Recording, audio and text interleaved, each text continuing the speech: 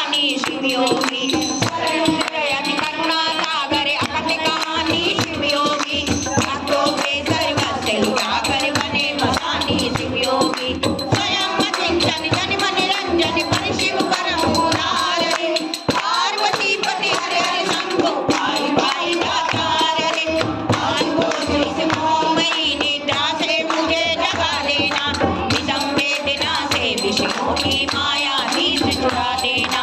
योग सुधा की एक बूंद से जीवन मुक्त बना देना ये विज्ञान भंडार युगल चरणों की लगन लगा देना एक बार इस मन मंदिर में कीजिए मत संचार रे पार्वती पति हरे हरे शंभो भाई भाई दातार रे